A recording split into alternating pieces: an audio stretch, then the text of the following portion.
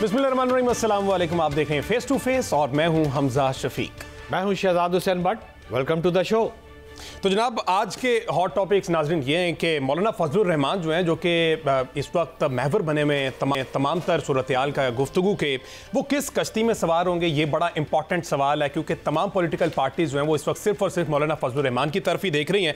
तो दूसरा बड़ा सवाल ये कि क्या हुकूमत 25 अक्टूबर से कबल पहले, क्योंकि 25 अक्टूबर की तारीख जो है ना वो बहुत ज़्यादा प्रोमिनेंट की जा रही है, उससे कबल आईनी तरमीम कर पाएगी या नहीं। अभी बिलावल भुट्टो की गुफ्तगू सुनने उन्होंने कहा कि हम अपने बलबूते पे जो है अब वो ये तरमीम करने के अहल हैं, हमारे पास इतनी स्ट्रेंथ मौजूद है। उसके बाद एक और बड़ा सवाल ये कि क्या हुकूमत जो है वो चीफ जस्टिस काजी फायज ईसा को चीफ जस्टिस बरकरार रखना चाहती है।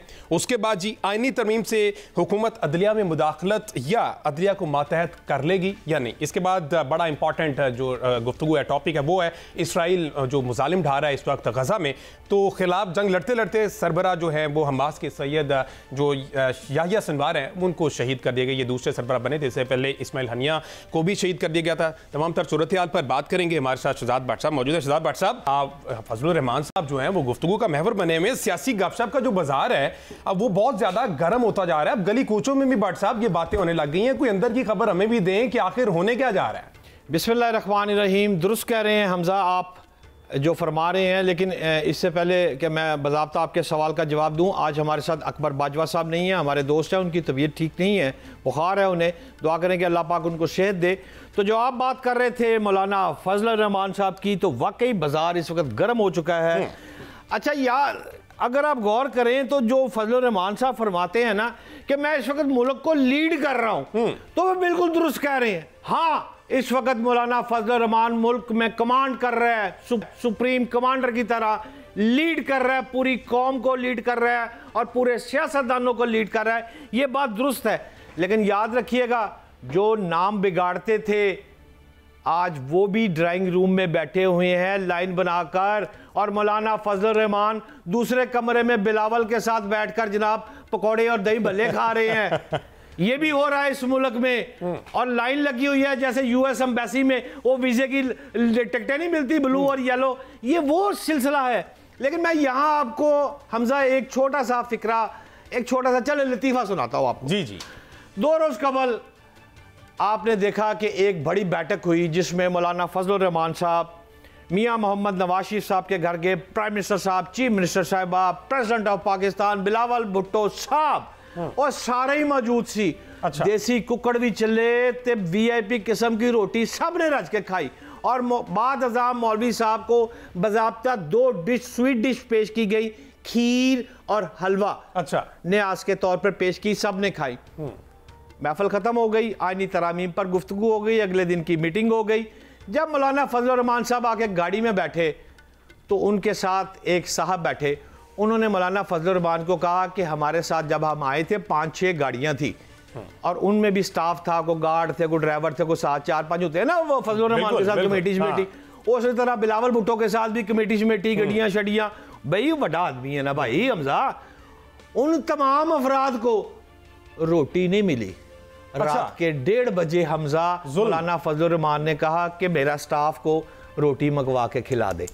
अब मैं बात सिर्फ ये कहना चाह रहा हूं आपको, गो कि ये दुरुस्त है, मरियम नवाज दिन रात काम कर रही है बाकी सूबों की निस्बत। हाँ, मैं ये तस्लीम करता हूं हमजा कि मरियम नवाज बेहतर काम कर रही है, बिल्कुल, लेकिन टीम साथ नहीं है उसके साथ जो उसको प्रमोट करने वाले अफराद है ना। आप ये छोटी सी मिसाल लें कि यार रायविंड घर दे विच किसी ने रोटी ना लभे, is it possible Hamza? Possible ही नहीं, कश्मीरी हैं वो, ऐसा तो हो ही नहीं सकता। वो तो यार 500 बंदे की रोटी खवाने वाले बंदे ने, लेकिन मिसमैनेजमेंट है कि मौलाना फजलुर रहमान के साथ अफराद आ रहे हैं, बिलावल भुट्टो के साथ आ रहे हैं, और यार सारे जरदारी ਨੂੰ पा के भी हमजा कितना 100 बंदा होगा, तो जो 100 बंदा रोटी हो तो खा लेगा गरीब आदमी।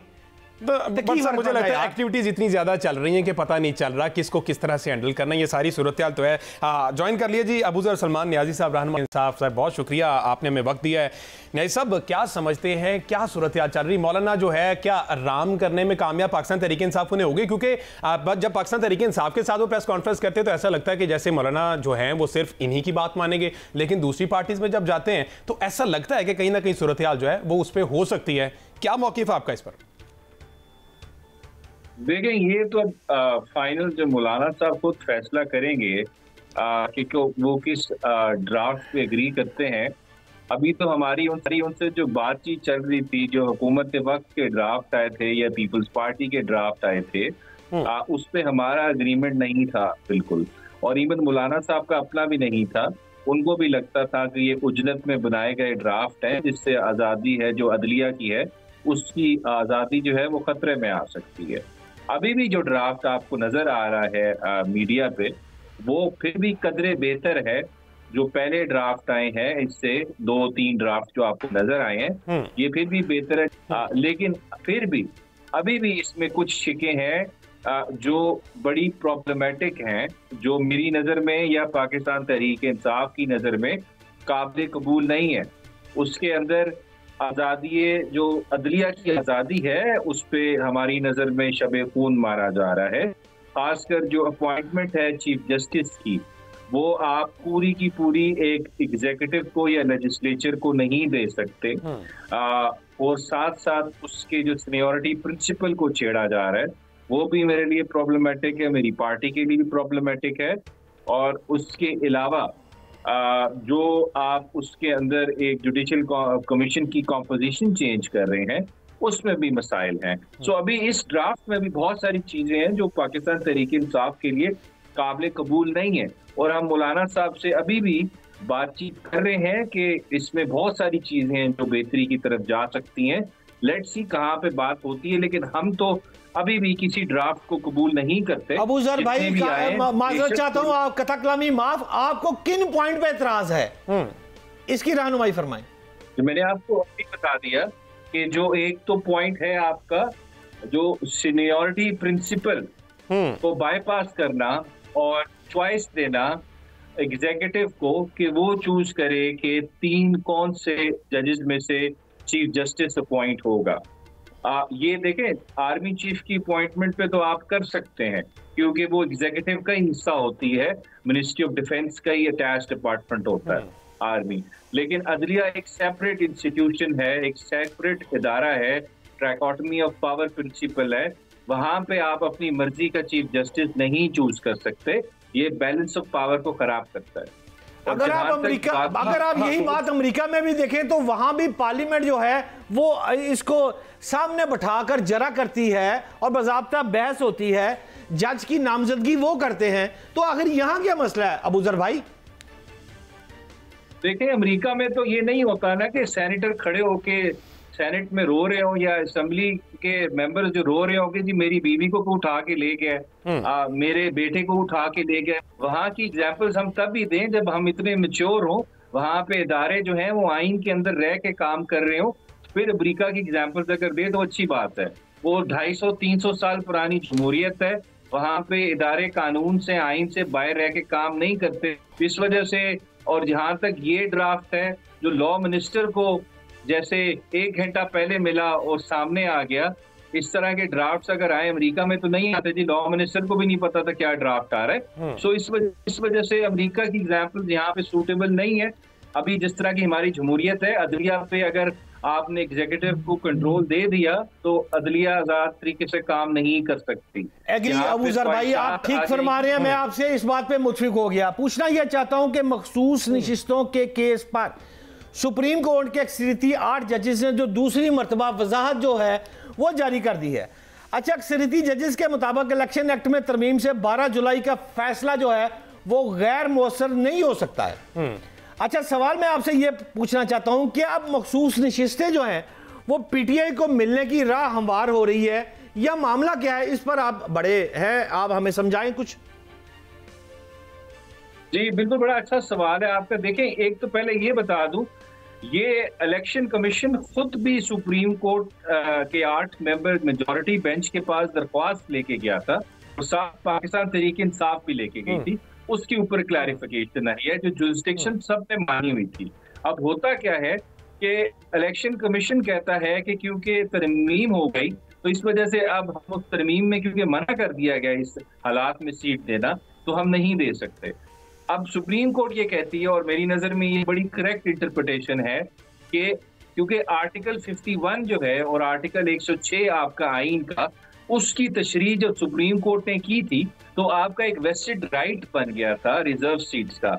अब आप वेस्टेड राइट को एक कानून में तरमीम करके सादा अक्सरियत से आप उसको इम्पेयर नहीं कर सकते और उसका रेट्रोस्पेक्टिव इफेक्ट नहीं होगा। वो जजमेंट जो है वो पास्ट एंड क्लोज ट्रांजैक्शन है, इसको छेड़ा नहीं जा सकता। जहां तक इलेक्शन कमीशन की बात है, वो पाबंद है आर्टिकल 189 में, उसको इस जजमेंट को फॉलो करना पड़ेगा। अगर नहीं करेगा तो मेरी नजर में एक तो ये कंटेम्प्ट ऑफ कोर्ट की प्रोसीडिंग्स भी इनिशिएट हो सकती हैं और इलेक्शन कमीशन और उसके मेंबर्स जो हैं, चीफ इलेक्शन कमिश्नर समेत, ये जेल भी जा सकते हैं या ये घर भी जा सकते हैं। साहब, लास्टली आपसे मैं ये पूछना चाहता हूं कि अभी हमने बिलावल भुट्टो साहब की गुफ्तगू सुन रहे थे, उन्होंने कहा कि मैं ये रिकमेंड करता हूं, और मिस्टर गौर ने भी कहा कि हमें जो है ना वो मुलाकात की इजाज़त जो है वो मिल गई है। तो कहीं से कोई यकीन दहानी करवाई गई है जो बानी से मुलाकात करने जा रहे हैं? क्या मामला तय पाने जा रहे हैं, ये भी थोड़ी सी हमें बता दें।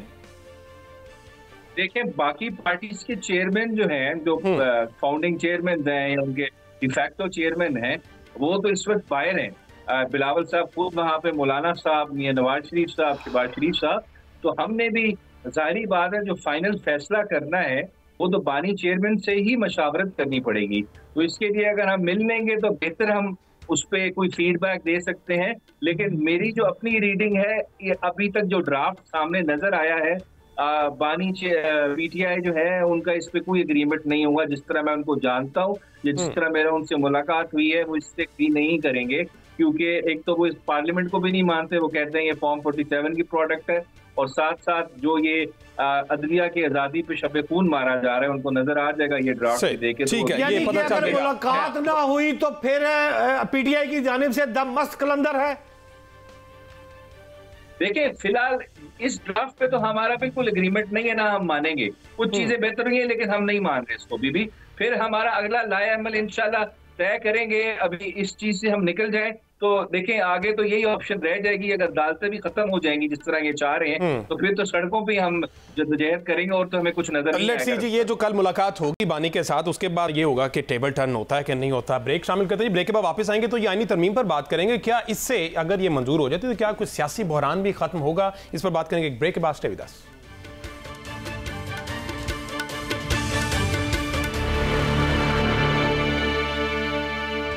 वेलकम बैक जी। अच्छा भट्ट साहब, अभी जिस तरह से हमने सूरत हाल देखी, न्याजी साहब ने बताया, क्या लगता है वैसे मौलाना की जो सियासत है वो आपको कुछ समझ आ रही है? अगर तो मौलाना पाकिस्तान तहरीक इंसाफ के साथ जाते हैं तो फिर तो हुकूमत को बड़ा लॉस होने वाला है। तो सेकंड प्लान आपके नज़र में हुकूमत का क्या हो सकता है वैसे? क्योंकि बिलावल भुट्टो बड़े कॉन्फिडेंट दिखाई दिए और फैसल वाडा की जानिब से भी आ गया कि नंबर भी पूरे, नंबरी भी पूरे हैं। देखो हमजा, बात सीधी सी है, दो रफी ये आईनी तरमीम होनी है और नवाश्ता दीवार है। अगर ना हुई तो या तू गया या मैं गया। अच्छा। ये देख मेहमान साथ कौन है, उससे सवाल जवाब शुरू करें। आप ज़ुबैरी साहब, साबिक सदर सुप्रीम कोर्ट बार हमारे साथ मौजूद हैं। ज़ुबैरी साहब, बहुत शुक्रिया आपके वक्त का। ज़ुबैरी साहब, क्या समझ आ रही है अभी तक की जो सूरत हाल है? अगर तो ये तरमीम कामयाब होती है तो इसमें कोई प्रोज एंड कॉन्स आइन को लेकर हमें क्या फायदा होने वाला, क्या नुकसान होने वाला है, ये तो जरा रहनुमाई फरमाइएगा। बिस्मिल्लाहिर्रहमानिर्रहीम। देखिए, अभी तो ना मुझे पता है, ना आपको पता है, ना इस कौम को पता है कि तरामीम हो क्या रही हैं। हमें तो ये नहीं मालूम, मेरे ख्याल से जो करने वाले हैं उनको भी सही से नहीं मालूम कि क्या तरामीम है। लेकिन अगर जो बातें हो रही थी फेडरल कोर्ट की, फिर उसके बाद आगे कोई एक बेंच बन जाएगी, तो इससे देखें अदलिया, जो आज़ाद अदलिया है, उस पर बहुत कारी ज़रब लग जाएगी। क्योंकि अगर आप ही पार्लिमानी कंट्रोल करेगी, ये पार्लिमानी कमेटी, जो पार्लिमानी जुडिशल कमीशन, ये पार्लिमानी कमेटी उस पर फैसला करेगी कौन से जज उस बेंच, कॉन्स्टिट्यूशनल बेंच में बैठेंगे या फेडरल कोर्ट में होंगे, तो फिर देखिए ना, फिर तो आज़ाद अदलिया ख़त्म हो गया, हमारा सुप्रीम कोर्ट ख़त्म हो गया, हमारा तो आइन, मैं तो समझता हूँ बिल्कुल टूट जाएगा, ये एब्रोगेट हो जाएगा आइन। क्योंकि देखिए, तो आइन के अंदर 3 सतून है, उसके अंदर अगर एक सतून पार्लियामान, जिसका कोई इख्तियार नहीं है कि वो सुप्रीम कोर्ट को ख़त्म कर दे, कोई भी तरमीम जो उनका हक है वो कर सकते हैं आइन को बेहतर करने के लिए। लेकिन उसको ये थोड़ी है कि आप अपने इस तरह से करके और खुफिया तरीके से एक आइनी तरमीम, एक आइन जो एक हमारा मुत्तफ़िका डॉक्यूमेंट है 1973 का, उसके अंदर मार्शल लॉ के ज़माने में जो भी तरमीम आपने 18वीं तरमीम से उसको सही करने की कोशिश की थी बहुत हद तक, क्योंकि आप समझते हैं कि जो आप समझते हैं आइन और कानून कहता है वही होना चाहिए। सुप्रीम कोर्ट जिसके अंदर, जिसको आइन इख्तियार देता है कि वो बताए हम लोगों को कि आइन और कानून क्या कहता है। आप उससे उसकी पावर लेके अपने मर्जी के जजेस अपॉइंट करके फिर उस तरह से करेंगे, तो आप बताएं इसमें प्रोज और कौन की बात है? सब कौन ही कौन है ना, मतलब कि सारा नुकसान ही नुकसान है इस मुल्क का। अगर आज़ाद अली आपके यहाँ ख़त्म हो जाएगी तो आप एक बनाना रिपब्लिक बन जाएंगे, क्योंकि आपके बुनियादी हुकूक आपके सल्ब हो रहे हैं और सल्ब हो चुके हैं बहुत हद तक। आप देखिए कितना यहाँ लोग गायब हो जाते हैं, मिसिंग पर्सनस हैं और मुख्तलिफ इशूज़ हैं इसके अंदर के आपको इंसाफ के अंदर रुकावट अगर बन जाएगी और अपनी मर्जी के फैसले ले लेंगे तो फिर हमारा मुल्क तो फिर मुतहम्मिल ही नहीं हो सकता। और देखिए काबिल एहतराम जुबैरी साहब, आप दुरुस्त फरमा रहे हैं, हम आपकी बात से एग्री हैं, लेकिन पूछना आपसे ये चाहता हूँ आबिद जुबैरी भाई कि 26वीं तरमीम पार्लियामेंट से अगर मंजूर हो जाती है तो एक आईनी बेंच कायम होने का जो नोटिफिकेशन है वो भी हो जाएगा। अच्छा, फिर इस तरमीम को मैं आपसे ये राय लेना चाहता हूं, कोई चैलेंज कहां किया जाएगा और क्या यानी जो बेंच है अपने क्याम के खिलाफ खुद ही केस की समाअत भी कर सकेगा या सुप्रीम कोर्ट का फिर फुल कोर्ट तश्कील दिया जाएगा? कानूनी पोजीशन क्या है इस पर रहनुमाई फरमाएं। देखिए आप कानूनी पोजीशन मैं नहीं जानता इस वक्त, क्या कोई मैंने तरमीम देखी नहीं है ना आपने देखी है, लेकिन अब देखिए एक आईनी बेंच उसके अंदर बन जाएगा। मैं समझता हूँ फुल कोर्ट को बैठ के देखना चाहिए, लेकिन ये ज़रूर कतगन लगाएंगे कि चीफ जस्टिस की पावर सल्ब कर दी जाएंगी कि वो फुल कोर्ट बना ही ना सकें और आईनी बेंच को चैलेंज ही नहीं किया जा सके। आई एम श्योर ये डाल दिया जाएगा उसके अंदर, लेकिन फिर भी मैं समझता हूँ जुडिशल रिव्यू की पावर सुप्रीम कोर्ट के पास हमेशा रहेगी और अगर इस तरह की कोई आईनी तरमीम होती है तो उसको चैलेंज किया जाएगा, क्योंकि देखिए आपने बुनियादी ढांचा जो आइन का जो बदल नहीं सकता उसको आप उस पर कारी ज़र्ब लगा रहे हैं, उसको आप तब्दील कर रहे हैं, अपने हक में ला रहे हैं। तो आप ये नहीं पता कि आईनी बेंच के जजेस कौन होंगे, क्या इसी सुप्रीम कोर्ट से होंगे या कोई बाहर से लाके बिठा दिए जाएंगे। अभी हमें कुछ नहीं मालूम कि ये ड्राफ्ट जो मसौदा है उसके अंदर क्या ये करने जा रहे हैं। जी हाफिज एहसान साहब ने भी ज्वाइन कर लिया। आप साहब बहुत शुक्रिया, आपके भी वक्त का। आप साहब आईनी तरमीम से हुकूमत ये कंसर्न ये शो किए जा रहे हैं कि अदलिया में मुदाखलत या अदलिया को मातहत कर लेगी, तो आपने जितना भी अभी तक इस सारी केस स्टडी किया है इसको क्या समझते हैं, ऐसा हो सकता है, ऐसा मुमकिन है?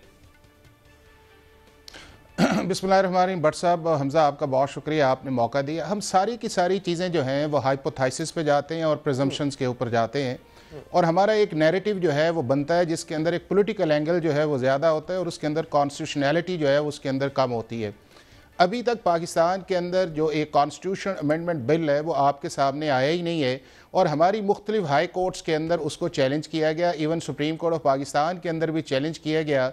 और आपके सामने है कि जितनी देर तक लॉ जो है वो इन फील्ड के अंदर ना आए या कैबिनेट जो है या पार्लियामेंट जो है किसी स्टेज के ऊपर उसे पास ना करे, उसे किसी भी कॉन्स्टिट्यूशन अदालत के अंदर चैलेंज नहीं किया जा सकता या एज ए जुडिशल रिव्यू उसके ऊपर हो ही नहीं सकता। लेकिन चूंकि पाकिस्तान के अंदर एक अनप्रेसिडेंटेड एक हिस्ट्री है और उसकी बुनियादी वजह भी यही है कि हमारे हाई कोर्ट्स जो हैं या हमारी सुप्रीम कोर्ट्स जो हैं वो एक्सीड ऑफ जुरिस्डिक्शन का अक्सर मुजाहरा करती हैं। ये वो समझती हैं कि कॉन्स्टिट्यूशन के कस्टोडियन वही हैं, उसके अलावा पाकिस्तान के अंदर कॉन्स्टिट्यूशन का कस्टोडियन कोई नहीं है। तो उस कॉन्टेक्स्ट के अंदर जो चीज़ जाती है उसके ऊपर रिस्ट्रेनिंग ऑर्डर भी आता है, अगर बिल नहीं भी बनता उसके ऊपर भी 8 मेंबर्स बेंच एक फैसला कर देते हैं और जब मामला फुल कोर्ट के अंदर जाता है तो फुल कोर्ट कहता है नहीं, इससे इंडिपेंडेंस ऑफ जुडिशरी नहीं है। क्योंकि इंडिपेंडेंस ऑफ जुडिशरी ये है कि अगर आप ऑपोजिशन के अंदर हैं तो आपके स्टैंडर्ड्स कुछ और है, अगर आप गवर्नमेंट के अंदर हैं तो इंडिपेंडेंस ऑफ जुडिशरी या सप्रेशन ऑफ पावर के स्टैंडर्ड्स कुछ और है। तो उस हम एक डाइकोटमी के अंदर हम गुजर रहे हैं और उस डाइकोटमी का हुआ ये है कि पाकिस्तान का जो जुडिशल सिस्टम है या पाकिस्तान के अंदर एक कॉन्स्टिट्यूशनल सुप्रीमेसी जो है या पाकिस्तान के अंदर एक पार्लियामेंट का जो रोल है उसको हमने इतना कंट्रोवर्शियल कर दिया है कि हम हर चीज़ को नेगेटिव जो है हमारे जो लेंस है उससे हम देखते हैं। अब एक चीज़ ये है कि क्या पाकिस्तान के अंदर पाकिस्तान की पार्लियामेंट को इस आइन ने जो है वो इख्तियार नहीं दिया कि वो कॉन्स्टिट्यूशन के अंदर अमेंड कर ले, और वो अमेंड जो है करने का इख्तियार उसे पाकिस्तान के हर आर्टिकल का है, उसका इख्तियार है सिवाय 2 चीज़ों के।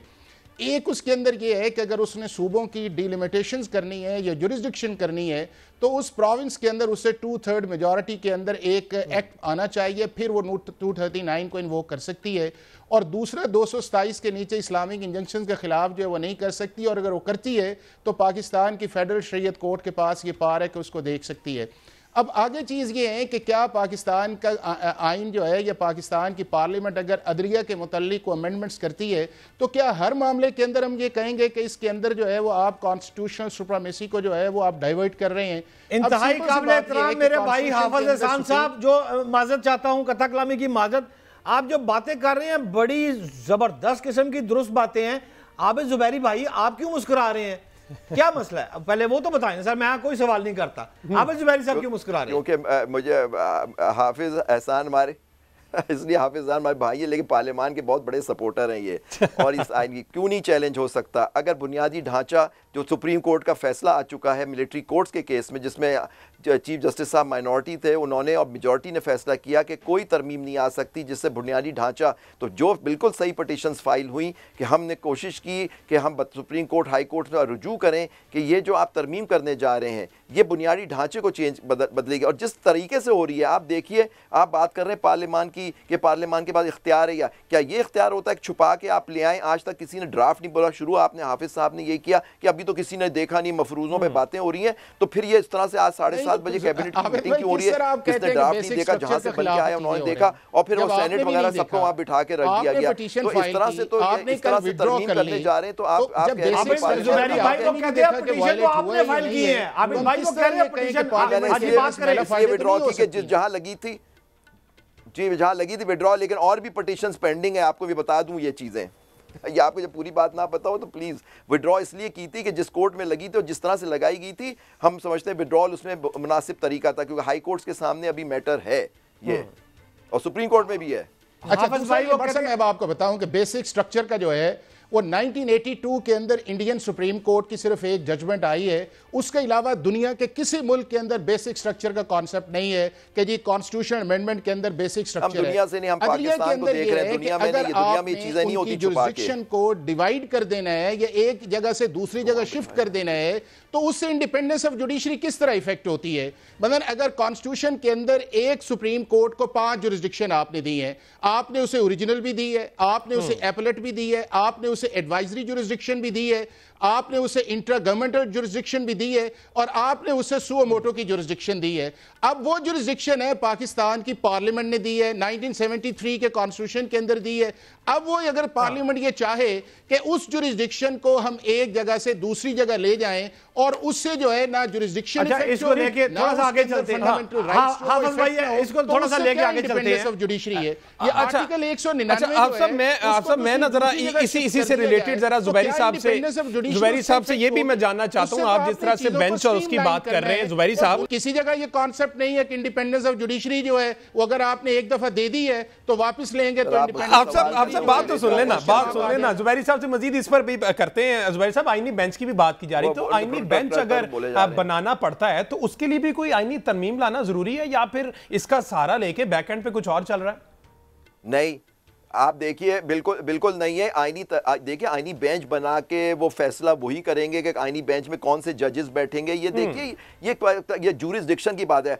सुप्रीम कोर्ट हमारा तो आइन कर सकता है कि जूरिसडिक्शन सुप्रीम कोर्ट की बढ़ाई जा सकती है, कम नहीं की जा सकती। आप कर रहे हैं और वहां से आप कंट्रोल करेंगे। आप उनका इंटरनल मामले, क्या कल सुप्रीम कोर्ट भी बैठ के कहेगी अब स्पीकर ये होगा, ये अब पार्लियामान इस तरह से बिल नहीं कर सकती, वो कर सकती। देखिए इंटरनल मामले होते हैं, इसके अंदर आप मुदाखल कर रहे हैं। और पहले ही मैंने उसकी मुखालफत की थी जब मैं सदर था सुप्रीम कोर्ट बार का। ये प्रैक्टिस एंड प्रोसीजर को बड़ी वाह की थी, आपने भी की थी हाफिज साहब ने। आज देखिए उसके असरात कितने खतरनाक सामने आ रहे हैं। उसके अंदर आपने पहले ही कॉन्स्टिट्यूशनल बेंच बना दी है। 5 अगर कोई कॉन्स्टिट्यूशनल इशू होगा उसमें 5 जजेस सुनेंगे वो, और उसके अंदर अपील भी दे दी गई। तरमीम करनी थी तो उस वक्त ये तरमीम करते कि 184(3) के अंदर आप अपील, पार्लियामान को अपील दे देनी चाहिए थी। आपने एक एक्ट से दे दी, सुप्रीम कोर्ट ने उसको भी अपहोल्ड कर लिया, क्योंकि आज वो जो सुप्रीम कोर्ट था, क्योंकि उनके जो उसका कंपोजिशन था वो ये चाहते थे, वो बिल्कुल मिले हुए थे, अलाइन थे उनके साथ, और आज भी हैं। अब देखिए ये कोशिश जो यहाँ तक लोगों ने कहा है कि अगर ये तरमीम 25 तक नहीं हुई तो फिर कभी नहीं होगी। ये लीडर्स ने कहा, एक पार्टी के लीडर साहब ने कहा कि 25 तक तरमीम होना दुरुस्त कह रहे हैं। बिलावल भुट्टो साहब ने ये बात बिल्कुल हाफिज जुबैरी भाई की है, ये बात उन्होंने की है बिलावल भुट्टो साहब ने। हाफिज एहसान साहब, मेरा आपसे आखिरी सवाल है, तो इतनी आप ये बताएं, तरमीम अगर हो रही है, तरमीम ये हो रही है तो तरमीम को देखना तो चाहिए, डिबेट तो होनी चाहिए उस पर। हाँ, डिबेट तो होनी चाहिए। मौलाना ने भी कहा कि 6 महीने 18वीं तरमीम को दे दिए, तो इसको 1 महीना तो कम से कम देना। जल्दबाजी किस चीज की है? हाफिज साहब ये जरा बता दें। रिस्पॉन्ड करना चाहिए, वरना मेरा आखिरी सवाल है आपसे कि डिबेट होनी चाहिए। आबिद भाई की बात दुरुस्त है, सवाल कर ले, मैं उसी में आप अच्छा, मेरा सवाल सिर्फ आपसे ये है कि चीफ जस्टिस के तकर्रर पर सीनियरिटी का जो असूल मेरी इंफॉर्मेशन के मुताबिक तब्दील किया जा रहा है, जब सीनियरिटी का असूल तब्दील कर देंगे तो सुप्रीम कोर्ट के जो 8 जजेस हैं वो हाफिज साहब रद्द अमल नहीं देंगे मखसूस नशिस्तों पर। दूसरी वजाहत भी जारी हो गई है कहां देख रहे हैं आप, कैसे देख रहे हैं मुल्क को? अच्छा, जस्टिस सजाद अली शाह वाली मिसाल भी हमारे सामने है सर। या दुनिया भर के अंदर जो है, जो आपकी जुडिशियल अपॉइंटमेंट्स के भी पैरामीटर्स मुख्तलिफ हैं, कहीं पार्लियामेंट करती है, कहीं जुडिशरी करती है। इसी तरह जो चीफ जस्टिस हैं वहाँ पे भी कई पैनल्स बनते हैं, कहीं आपने सीनियरिटी पे कर दी होती है। इंडिया के अंदर 6 जजेस में से एक जज जाके लगता है वो आपस में तय कर लेते हैं। हमारे मुल्क के अंदर चूंकि हम पर्सनैलिटी बेस हो गए, आज हम ये बात कर रहे थे आज से 2-3 दिन पहले तक कि पाकिस्तान की सारी कॉन्स्टिट्यूशन अमेंडमेंट जो है वो मौजूदा चीफ जस्टिस के लिए हो रही है। पहला ये था कि उनके टेन्योर को एक्सटेंड किया जा रहा है, फिर उसके अंदर ये आया कि कॉन्स्टिट्यूशनल कोर्ट सिर्फ एक शख्स के लिए बन रही है। अब जब वो नैरेटिव अब वो नहीं है, ना आपके सामने अभी जो कॉन्स्टिट्यूशनल कोर्ट आई है, ना 68 साल सुप्रीम कोर्ट की आई है। अब तीसरा सवाल ये है कि अगर पाकिस्तान का जो जुडिशल कमीशन है जिसने बजाते खुद उस प्रिंसिपल को वायलेट किया है, लाहौर हाई कोर्ट के अंदर 5वें नंबर के चीफ जस्टिस को जो है उन्होंने बुलाया है, पाकिस्तान सूबे का सबसे बड़ा चीफ जस्टिस बनाया है पंजाब के अंदर, तो किस कॉन्स्टिट्यूशन के अंदर लिखा हुआ था कि आपने सीनियरिटी को बाईपास करना है? पिछले जो है 47 से लेकर 2024 तक तो आज तक हुआ नहीं है। और जुडिशियल कमीशन के अंदर एक प्रोपोजिशंस बनाई और उसके अंदर कर लिया।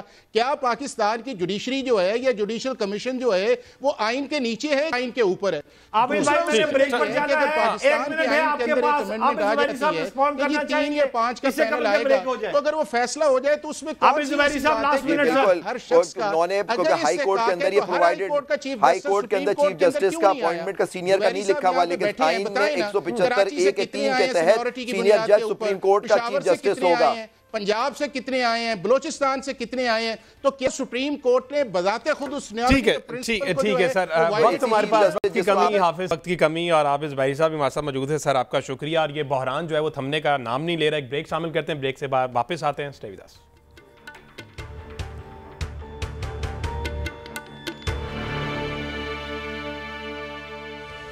वेलकम बैक जी।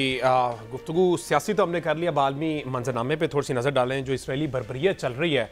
ब्रिगेडियर रिटायर्ड वकार खान साहब हमारे साथ मौजूद हैं। सर बहुत शुक्रिया आपके वक्त। ब्रिगेडियर साहब, अभी जो नए मुंतखब हुए थे सरबरा या सोमवार, उनको भी शहीद कर दिया गया है। क्या समझते हैं अब ये जो वॉर है इसका स्केल क्या है, ये कहाँ पर खड़े हैं इस वक्त? आई थिंक ओवरऑल जो जेनोसाइड है उसको अगर आप देखें तो ये पार्ट ऑफ दाइवा पॉलिसी इजराइल की 1948 से जारी है, कोई आज की बात नहीं है। और बिन गोरिया ने ये पॉलिसी बनाई थी कि जब भी इनकी नस्ल तैयार होगी तो उसको आप मोर डाउन कर देंगे ग्रास की तरह।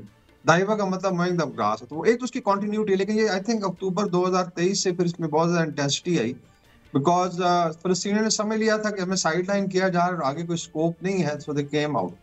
बाकी जो है मूवमेंट्स जो है वो चलती रहती है। आपने देखा है कि हसन नसरुल्लाह की शहादत के बाद बड़ा शोर था इजराइल का कि जी अभी हमने उनको ठिकाने लगा दिए, लेकिन मेरा ख्याल बहुत ज्यादा एग्रेसिव रिस्पॉन्स आ रहा है।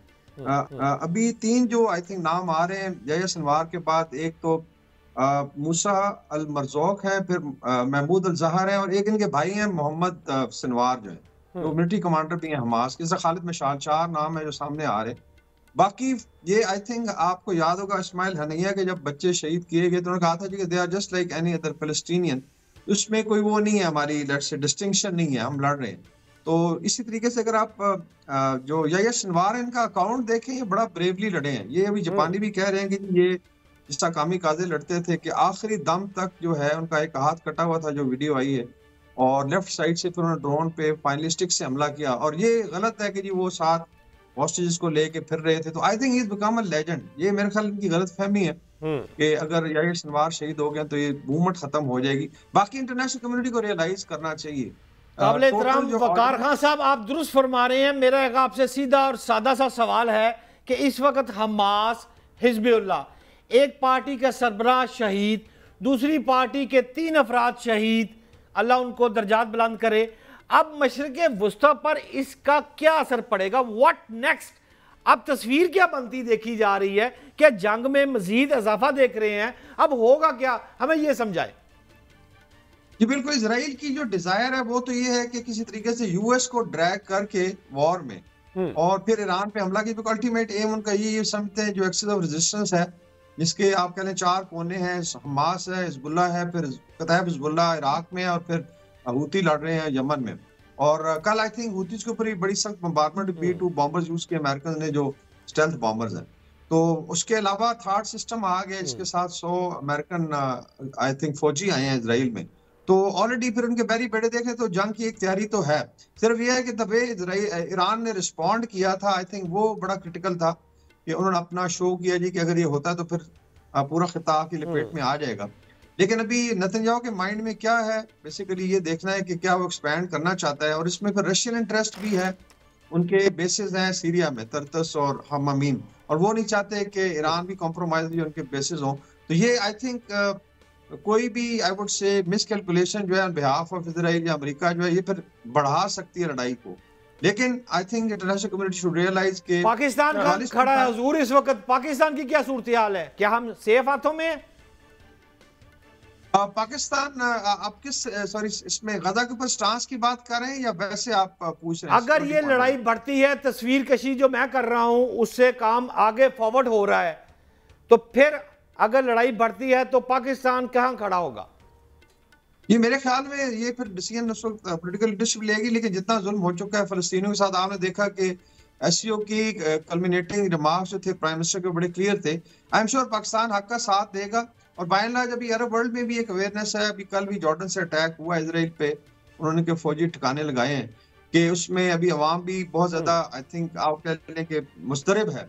तो दूसरा अरब स्टेट्स ने भी आई थिंक डिसअलाउ कर दिया है अभी कि इजराइल उनके ऊपर ओवर फ्लाई करके अटैक नहीं करेगा। अच्छा खान साहब, जिस तरह से इसराइल जो है अब वो फ्रंट वॉर उसने स्टार्ट कर दी है, अब लबनान में भी हमने देखा जिस हद तक तबाही मच गई है, एक दो मुल्क और भी हैं, तो क्या समझते हैं इंटरनेशनल कम्युनिटी के लिए कोई अलार्मिंग सिचुएशन नहीं है? जिस तरह से खुल के अब जिसकी भी सपोर्ट है बैक एंड पर, जिस तरह से खुल के अब ये वॉर का आगाज हो गया है, तो ये काफी हद तक अलार्मिंग लग रहा है अपेरेंटली। जी अभी आई थिंक जो ईरान और इजराइल में एक्सचेंज हुआ है मिसाइल्स का, इससे ऊपर और क्या जा सकती है चीजें। तो दूसरा ये कि अभी सुपर पावर्स जो राइजिंग पावर्स के इंटरेस्ट है, एनर्जी का इंटरेस्ट है इसमें, गल्फ होगी, इसके बाद रेड सी होगी, इसमें 1/3 ऑफ ग्लोबल एनर्जी फ्लो करता है। और अगर वो चौक होता है तो आप सोचें किधर जाएंगी चीजें। चाइनीज और रशियन इंटरेस्ट इकोनॉमी भी तो अफेक्ट हो रही है। जी बिल्कुल, इकोनॉमी भी होगी। अभी तो स्टेबलाइजेशन है ऑयल प्राइसेस में या गैस में, लेकिन कोई भी झटका अगर लगा तो ये आसमान पे चली जाएगी और बड़े हालात खराब हो जाएंगे। लेकिन इसमें अगर मिसकैलकुलेशन होती है तो आई कैन सी कि मिनी वर्ल्ड वॉर 3 की तरफ जा सकती है सिचुएशन जो है। और इसमें इजराइल और अमेरिका और वेस्ट को रियलाइज करना चाहिए कि they have to stop it here, because उनके मफादात भी बुरी तरह हर्ट होंगे इसमें। बिल्कुल, और खुदा न खासा अगर ये सूरत हाल उस तरफ जाती है तो खासा नुकसान होगा, न सिर्फ फलन और लबनान बल्कि पूरी दुनिया को बट साहब इसका नुकसान होगा। तो मेरा ख्याल ये जो जंग है ना, इसका अंजाम फिलहाल खतरनाक दिखाई दे रहा है। यार हमजा, बात आपकी ठीक है, प्रोग्राम का इख्तिताम हो रहा है, आखिरी एक मेरा ख्याल है आपके पास 1 या 2 मिनट है, लेकिन मैं आपको जाते जाते एक बात बताता जाऊं कि इस्लामाबाद में इस वक्त हब्स है, मुकम्मल तौर पर हब्स है। हवा जो है जुनूब से मशरिक और मशरिक से जुनूब की तरफ नहीं आ रही है। हमजा भाई, अल्लाह करे, मेरी दुआ है कि आईनी तरमीम जो है वो बहुत आराम से और किसी तरफ आईनी तरीके से हो जाए। अगर खुदा ना खा, आप देखें TLP देखें उधर, फिर आप अरे यार हम सब भूल गए अमेरिका में इलेक्शन हो रहा है, सदारती सबसे बड़ी बात, उसको कोई नहीं तवज्जो दे रहा, वो भी इफेक्ट करेगा। अब मेरी तो दुआ है खैरियत से जो मुल्क के लिए बेहतर है आईनी तरमीम हो जाए और आइन के अंदर रहते हुए हो जाए। और अगर ना हुई खुदा ना खास्ता आइन के अंदर रहते हुए, तो याद करें डॉक्टर शाहिद मसूद, अल्लाह पाक उनको जिंदगी दे, वो कहते हैं दबड़दूस, इस्लामाबाद में दबड़दूस हो जाएगा। इस पे गौर करें हमजा भाई। दुआ कर सकते हैं कि सर ये सियासी बुरान थमे और पाकिस्तान बेहतरी की जानिब गुमजन हो जाए। जो हालात हमारे पाकिस्तान के इस वक्त चल रहे हैं, अल्लाह ताला से रहम की अपील है और इन सियासी जमातों से भी रिक्वेस्ट है कि ये सारी सूरत हाल का कोई ना कोई सोल्यूशन निकालें और पाकिस्तान के अवाम पर रहम करें। आज के शो से